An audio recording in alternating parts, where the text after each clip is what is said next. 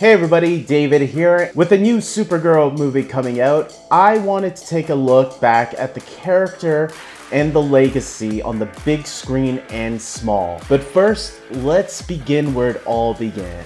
The Supergirl we're all familiar with was introduced in Action Comics number 252 in May of 1959, where she was created by artist Al Plastino and writer Otto Binder. She was introduced as Superman's cousin, who had survived the destruction of Krypton and arrived to Earth sometime after him. As the years passed, many other artists and writers would flesh out this origin a bit more. But the core concept starts here, and Supergirl has become a staple of the Superman and DC family. Supergirl would make her big leap into the silver screen in November of 1984, portrayed by Helen Slater. The film would follow the release of the first three Superman films starring Christopher Reeve. Unfortunately, Supergirl didn't follow the same success as the Superman films before and became a huge box office disappointment. And on top of that, she never really even got to meet her super cousin in the first place. Do you know him? Superman? Sure.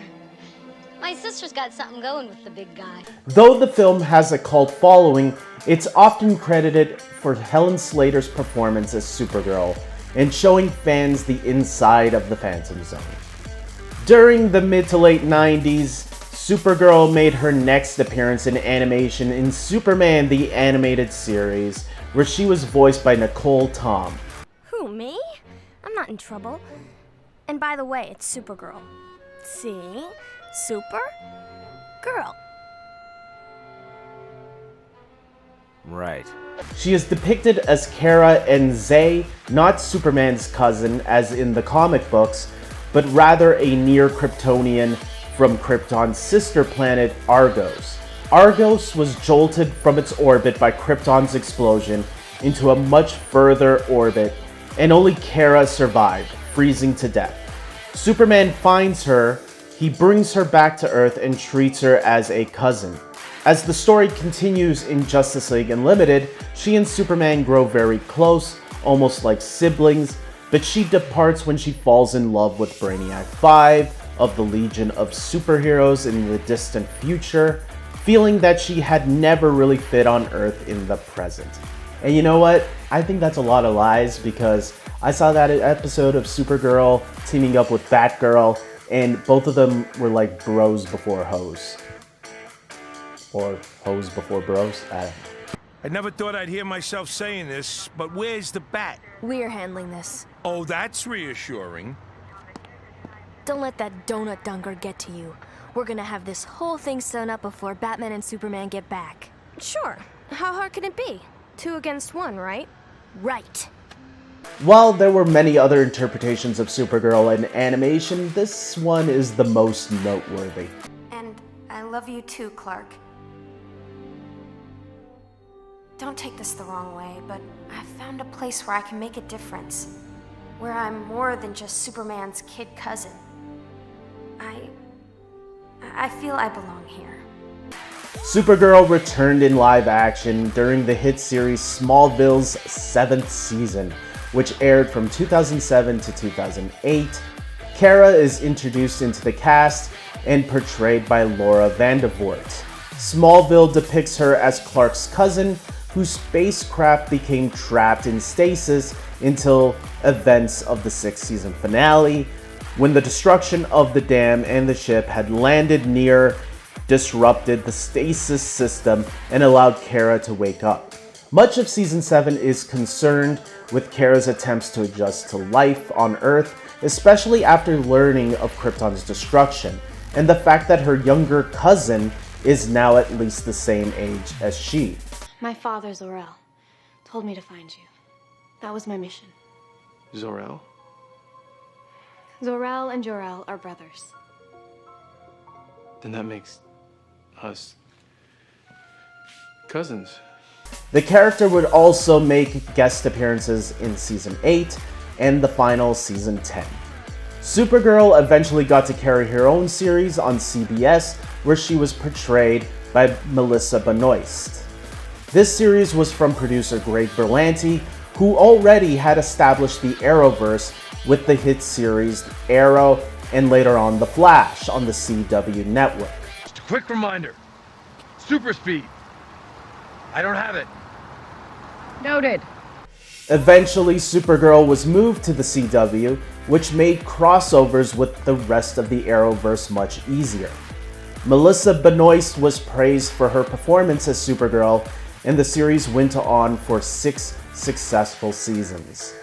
And personally, right now, she is my favorite Supergirl. Supergirl made her grand return to the big screen in 2003's The Flash, where she was portrayed by Sasha Calle.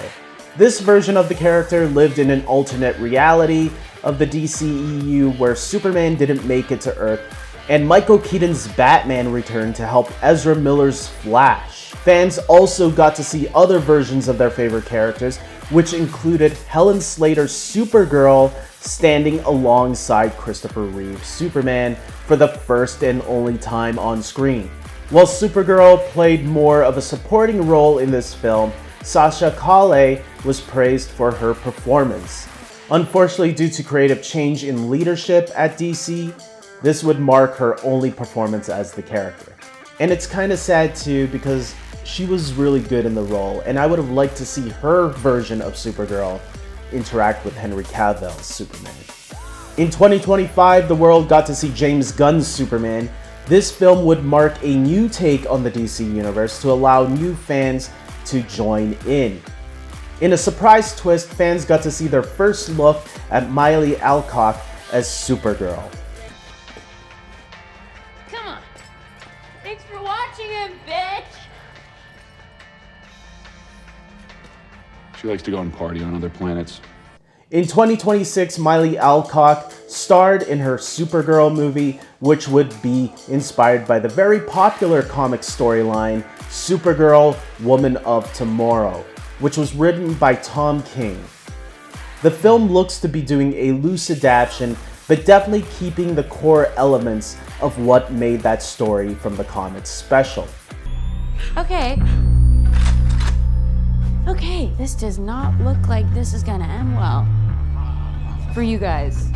I mean, anybody wanna leave? Miley Alcock is also confirmed to be returning in 2027's Man of Tomorrow, reuniting with her Kryptonian cousin. So there you have it, from comics to big screen and small. Which is your favorite version of this character? And do you think there are any I should have included? Specifically the animated versions. Start a discussion in the comments below and let me know. He sees the good in everyone. And I see the truth. And with that being said, I want to thank my YouTube members for supporting me and this channel. Anybody who becomes a member gets to have a credit at the end of every video, as you are seeing right here. These 8 great, amazing YouTube members. Thank you all for supporting me. It's really much appreciated, as you know.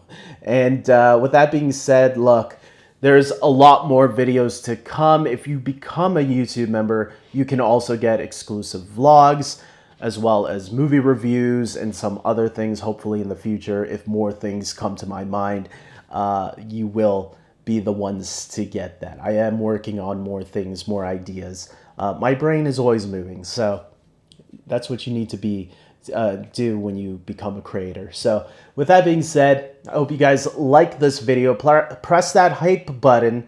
Hype button actually works. And until next time, everybody, take care. Shooter.